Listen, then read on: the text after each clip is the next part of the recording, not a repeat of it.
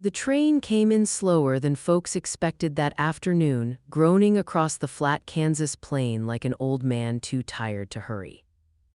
Dust hung in the air from the dry summer, and the sun struck the platform in long, honey-colored bars.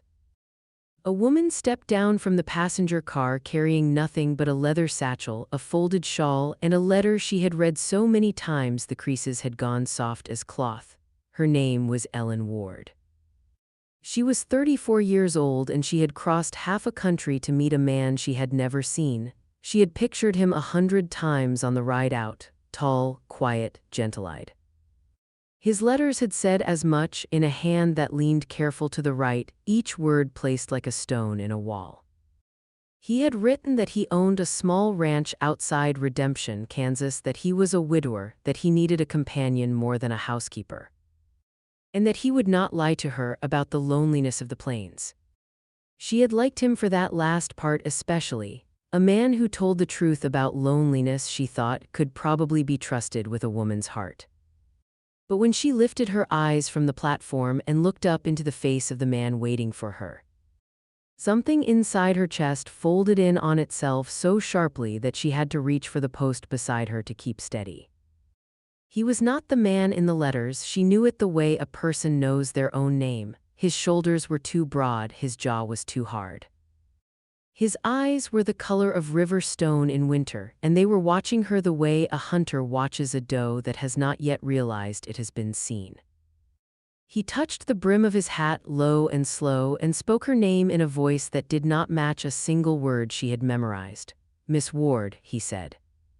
"I'm the one who wrote you." And Ellen Ward, standing there in her travel dress on the dusty platform of a town she did not know, understood in that single second that she had made the greatest mistake of her life.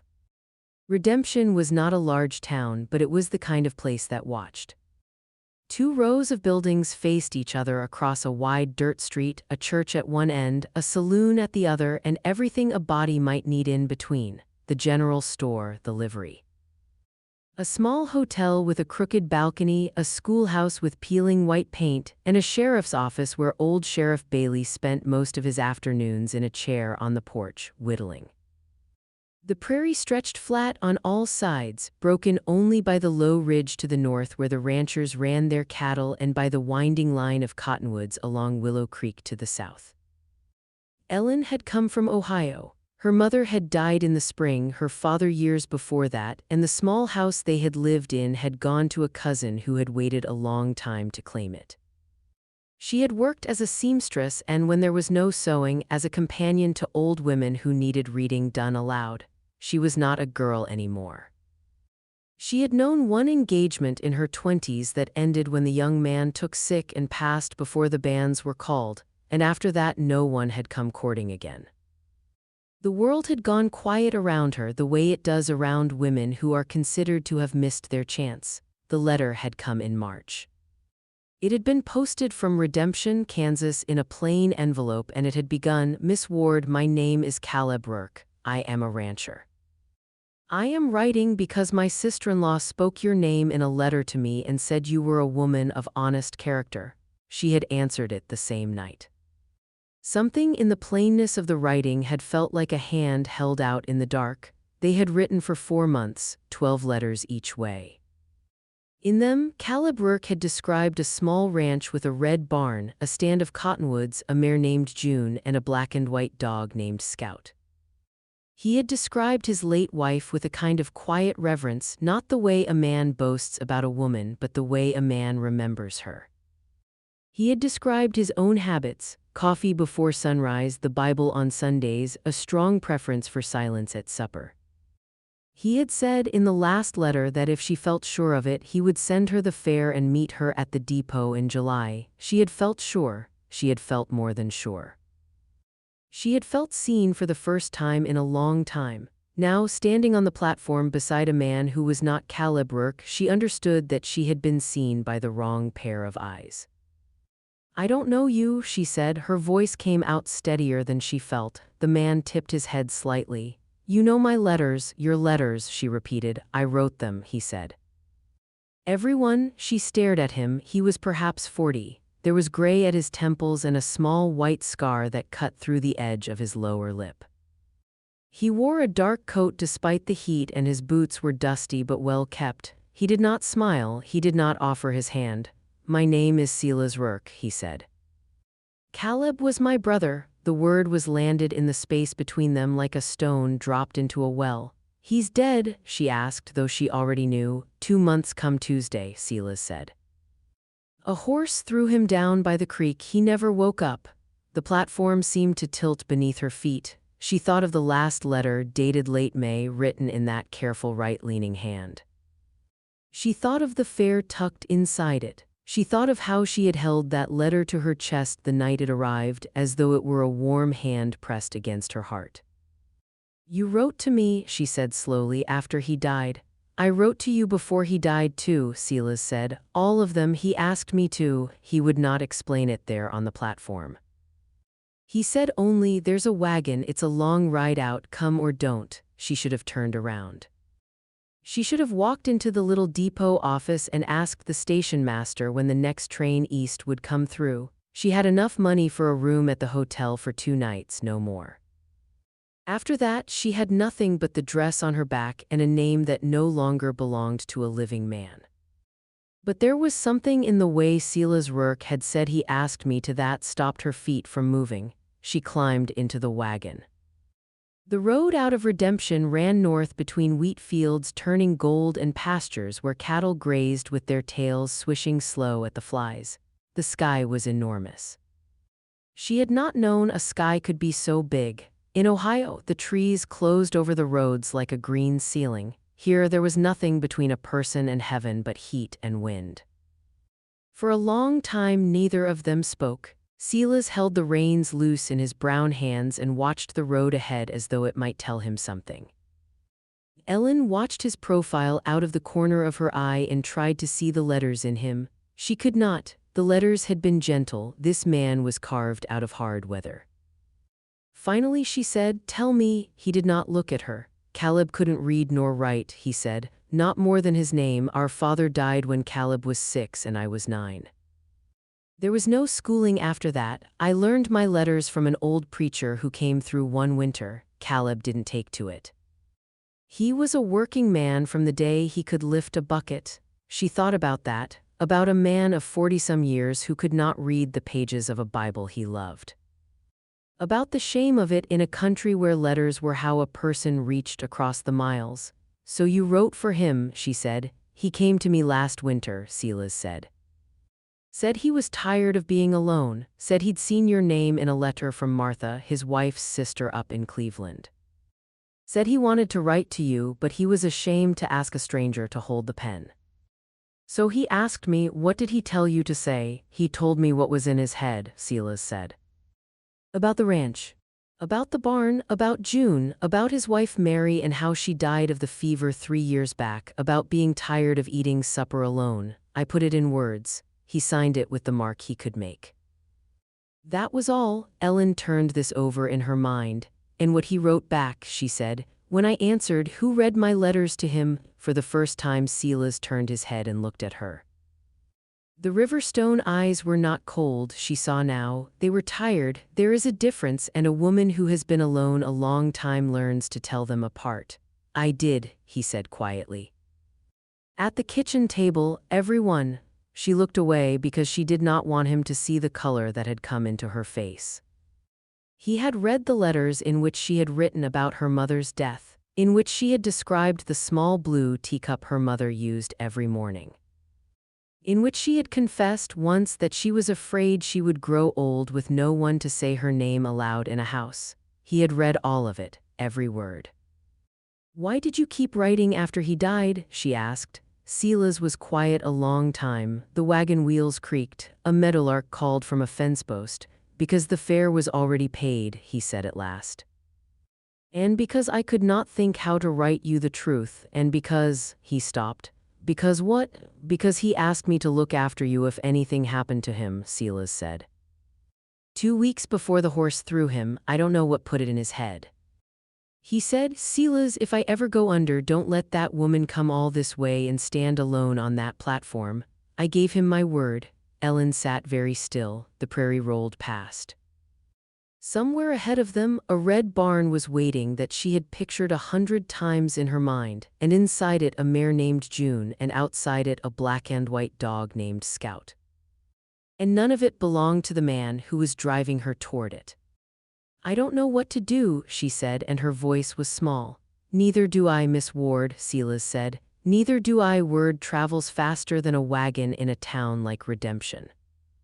By the time Silas Rourke turned the team into the yard of Caleb's ranch 2 hours before sunset, half the town already knew that the mail-order woman from Ohio had come in on the afternoon train and that Silas had taken her home. The ranch was smaller than she had pictured, but every piece of it was where the letters had said. The red barn leaned a little to the west. The cottonwood stood in a loose half-circle behind the house. A black and white dog came running from the porch, barking once and then, seeing Silas, wagging his whole body in greeting. The mare in the corral lifted her head and nickered. "That's June," Silas said. Ellen climbed down, her legs were stiff. Scout came to her and pressed his nose against her hand as though he had known her all his life, and something in her chest, which had been held tight since the platform, loosened just a little. "Caleb's house," Silas said, nodding toward the small frame building with its wide porch. "I live in the old bunkhouse yonder. There's a bed made up inside for you, clean sheets." "Ain't nobody been in that room since Mary passed." "I can't stay in a dead man's house," Ellen said. "It's yours if you want it," Silas said. He left the whole place to whoever came off that train if she'd have it. He wrote it out with the lawyer in town 2 weeks before he died, signed with his mark. "Sheriff Bailey witnessed it." She looked at him. "He left me his ranch, he left you a home," Silas said. "There's a difference in his mind. He wasn't buying you. He was making sure you wouldn't be turned out." She did not know what to say to that. She walked up onto the porch. Scout followed. She pushed open the door of the house and stepped into a small front room with a stone fireplace and a rag rug and a table where a Bible lay open, as though someone had meant to come back to it and had not been given the chance. She stayed the night. There was nowhere else to go. The gossip began the next morning. Mrs. Hattie Pruitt, who kept the general store, was the first to speak of it aloud. She told Mrs. Beale, who told the preacher's wife, who told her husband, who thought about it a long while and said nothing at all, which in a town like Redemption is its own kind of speaking. By Sunday, the whole congregation knew that a strange woman was living alone in Caleb Rourke's house and that Silas Rourke, his brother, was walking up from the bunkhouse each morning to see to the stock. The word alone was doing a great deal of work in these conversations. Ellen understood this the first time she went into town for flour and salt. The women who had smiled at her on the platform did not smile now. Mrs. Pruitt weighed her flour without speaking. A knot of men outside the saloon fell quiet when she passed and then began to murmur again the moment her back was turned. At the church door on Sunday, the preacher, a kind, tired-looking man named Reverend Hollies, took her hand and held it a moment longer than necessary. "Miss Ward," he said low, "I don't know your circumstance, but this town is watching. If there is any question about your living arrangement, it would be wise to answer it soon." "There is no question," she said. "There is always a question," he said gently, "when a woman lives on a man's land and the man is not her husband and the man who was is in the ground." She did not answer him. She walked out into the sunlight and stood by the wagon and felt the eyes of the town on her back like the flat of a warm hand. Silas kept his distance for the first weeks. He came at dawn to milk the cow and see to the horses, and he came at dusk to shut the chickens in, and in between he was somewhere out on the land, mending fence, moving cattle, doing the work of 2 men. He took his meals in the bunkhouse. He never crossed the threshold of the house except to leave a bucket of fresh milk on the porch each morning. Ellen understood what he was doing. He was trying, in the only way he knew, to keep the town from having anything true to say. She did her share. She learned to gather the eggs. She scrubbed the floors of the house and washed the curtains and beat the rag rug over the porch rail until the dust rose from it in clouds. She cooked, though there was no one to eat with her. She left plates of biscuits and slices of ham on the bunkhouse step in the evening, and each morning the plates were on the porch again, washed clean. They spoke, when they spoke, of small things. The weather, a cow that had gone off her feed, a fence post that needed setting. Neither of them mentioned the letters, neither of them mentioned Caleb. It was as though a curtain hung between them, made of everything they could not say, and they moved around it carefully so as not to touch it. But at night, when the coyotes called out on the ridge and the wind pushed at the shutters, Ellen sat at the kitchen table with the lamp low and read the letters again, all 12 of them. She read them differently now. She read them knowing whose voice had chosen those words, whose hand had shaped those letters, whose mind had held her small confessions in silence at a kitchen table she had never seen. You keep calling it kindness, she thought, but I know what it feels like when somebody finally sees you. She did not know when it had happened. Somewhere between the first letter and the 12th, she had fallen a little in love with the man who wrote them, and the man who wrote them was Silas. The knowing frightened her. Caleb Rourke was 2 months in his grave, and the woman he had sent for was sitting in his house with feelings for his brother. There was no name for such a thing that was not ugly in a town like Redemption. She thought about leaving, she thought about it every day. But the fair East was more than she had, and the ranch was, whether she wanted it or not, hers. One evening in August, a storm came down off the ridge. It came fast, the way prairie storms do, the sky green and low and the wind rising like a voice. Ellen was in the yard bringing in the wash when the first hail struck. Scout barked once and ran under the porch. She grabbed for the sheets and one of them tore loose and went sailing off into the field like a white ghost, and then Silas was there beside her, pulling the last of the wash from the line. And they ran together for the house as the sky broke open above them. They stood dripping in the front room, breathing hard. The rain hammered the roof. Lightning showed the far ridge for one white instant and then took it back. You're soaked through, Silas said.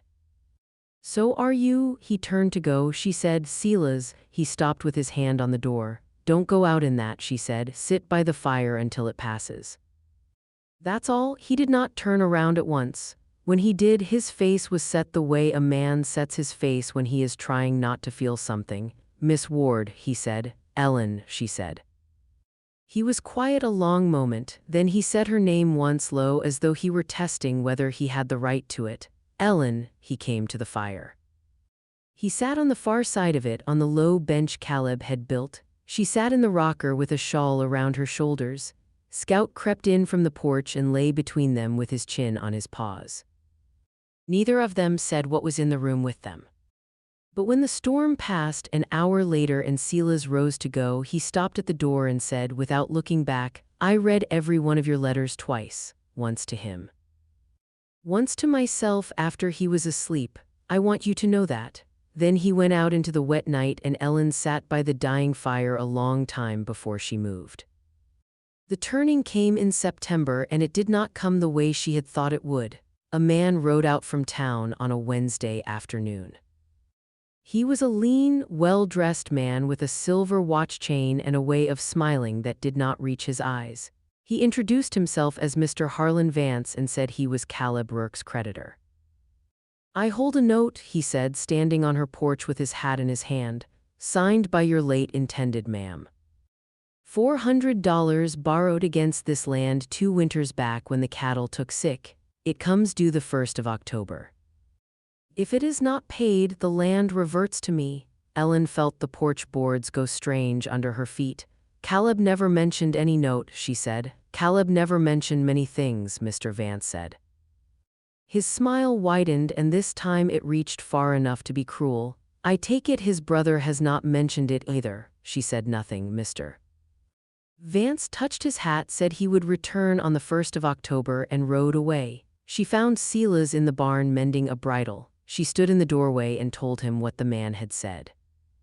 He set the bridle down slowly and wiped his hands on a rag. It's true, he said. Caleb signed for it. I told him not to.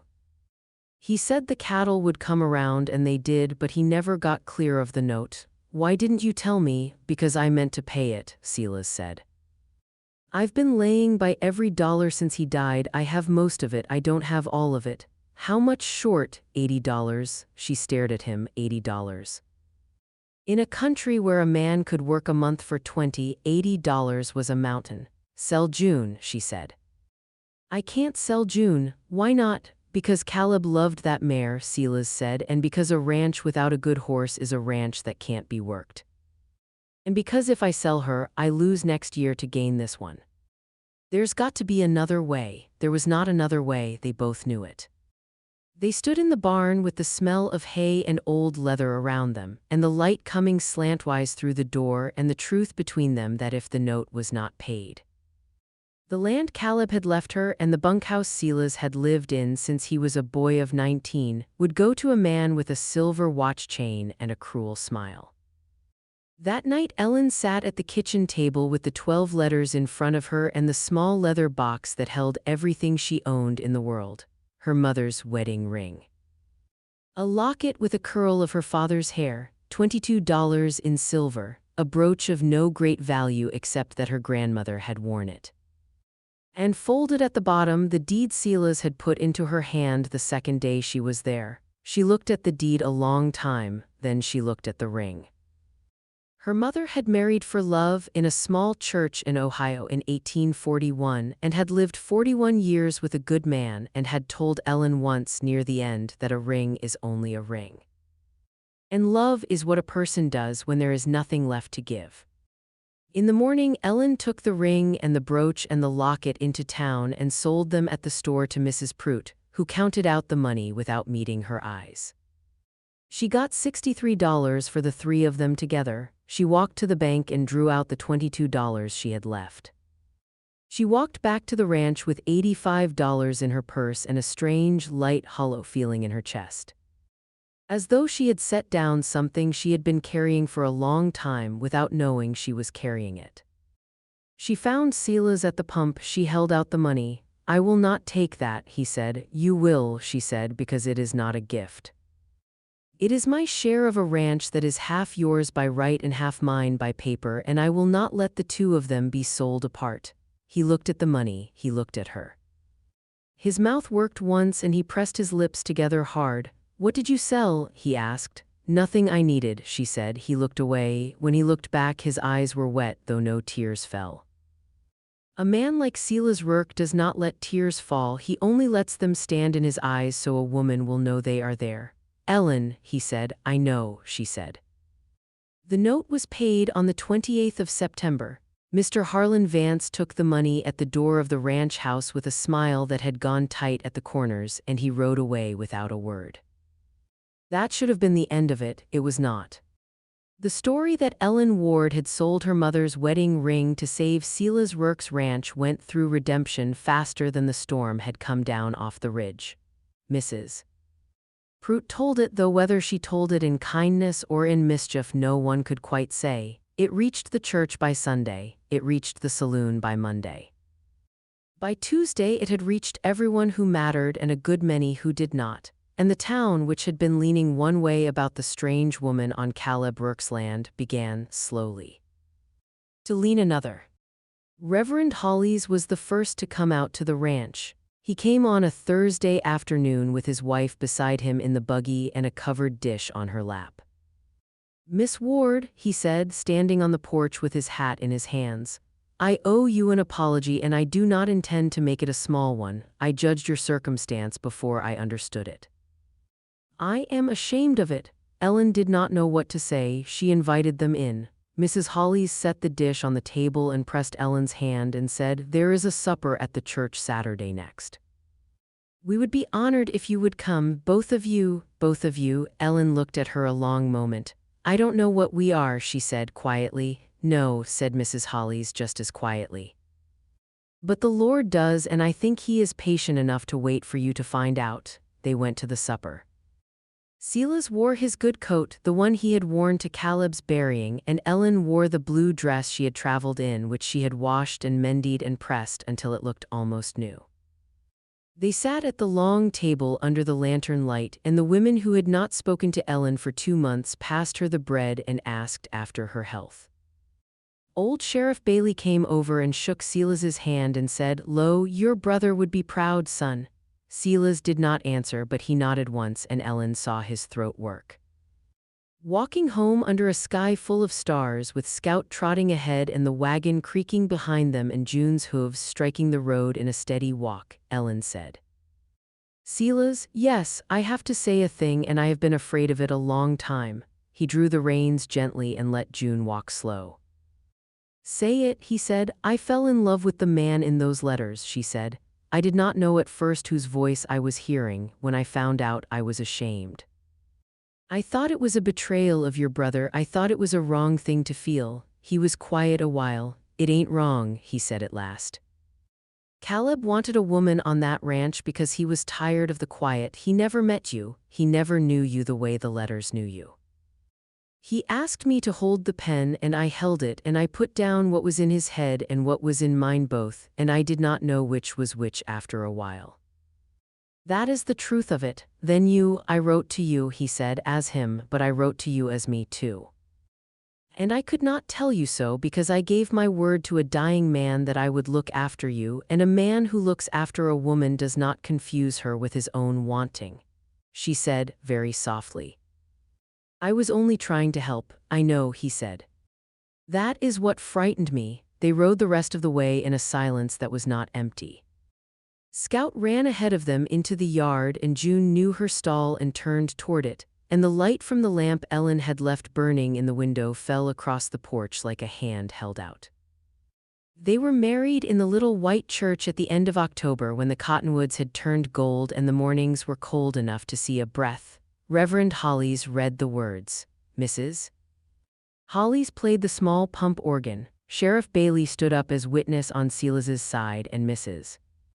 Pruitt of all people stood up on Ellen's, having asked in a voice gruff with something like penance if she might have the honor. There was no ring. Ellen had sold hers.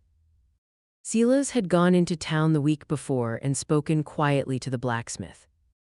And the blacksmith had taken a plain band of silver from an old spur that had belonged to Silas's father and shaped it and polished it and made it small enough to fit her finger. It was not a fine ring, it was better than a fine ring. Silas slid it onto her hand and said, "With this I thee wed," and his voice did not shake, though his hand did.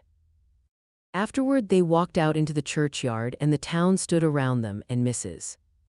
Hollies had made a cake, and the men had brought a fiddle, and someone had strung a paper lantern from the porch of the church. And there was music for a little while under a sky the color of a good horse. That night back at the ranch, Silas built the fire up high and sat with Ellen on the low bench Caleb had built. Scout lay between them. June was in her stall. The wind moved in the cottonwoods. Silas took a small bundle from the mantel and put it in Ellen's hands. It was the 12 letters, her letters to him, all of them tied with a bit of leather cord. "I kept them," he said. "From the first one, before I knew why I was keeping them." She held the letters in her lap. "I regretted it," she said, "that first minute on the platform when I saw you and knew you weren't him. I regretted every mile I had come." "I know," Silas said. "I saw it in your face." "I was wrong," she said. "No," he said, "you were only surprised. There is a difference. A woman has a right to be surprised when she comes across a country to marry a man and finds a different one waiting." She laughed a little, though her eyes were wet. "I do not think I have thanked you," she said, "for meeting me on that platform." "I gave my word," Silas said. "You gave more than that," she said. He looked at her a long moment. Then he took her hand, the one with the silver ring on it, and held it against his cheek and did not speak, because there was nothing more that needed to be said. The old people in Redemption still tell the story sometimes, on winter nights when the wind is loud around the stovepipes and the young ones ask for a tale. They tell of a woman who came in on the afternoon train from Ohio with a letter in her hand and a whole future built out of a man's careful writing, and how she looked up on the platform and knew, in a single second, that the future she had built was not the one that had been waiting for her. They tell how she regretted it right there in the dust and the heat with her satchel at her feet, and how she almost turned around and got back on the train, but she did not turn around. She climbed into the wagon of the stranger who had written the letters for a brother who could not, and she rode out to a small red-barned ranch north of town. And she lived in a dead man's house for a summer while she learned the shape of a living man's silence. And when the note came due and the land was almost taken, she sold her mother's wedding ring and her father's locket and her grandmother's brooch to save a place that had not yet learned to call her its own.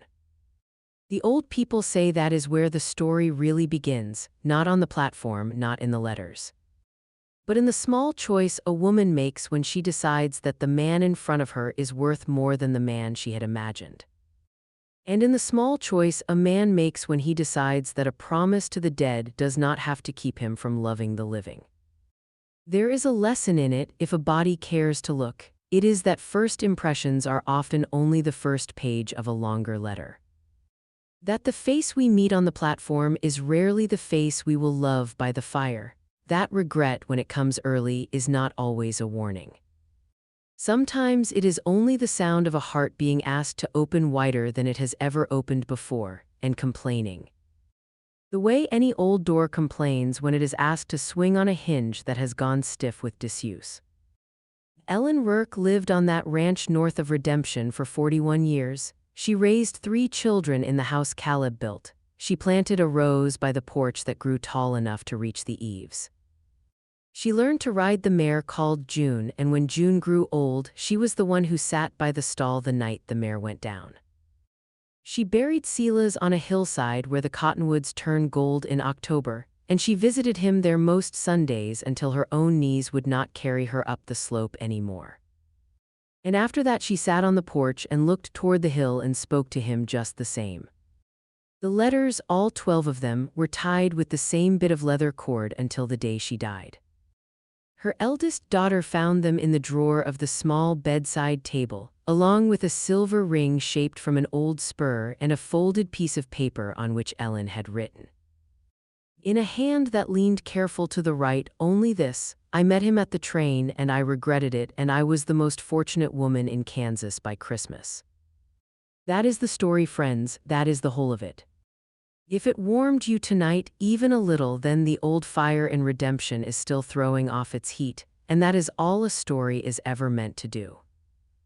Thank you for sitting with us here at Rusted Saddle Stories. Ride easy, be gentle with the ones who came a long way to find you, and remember that the face on the platform is not always the face at the end of the road. Until next time, keep riding.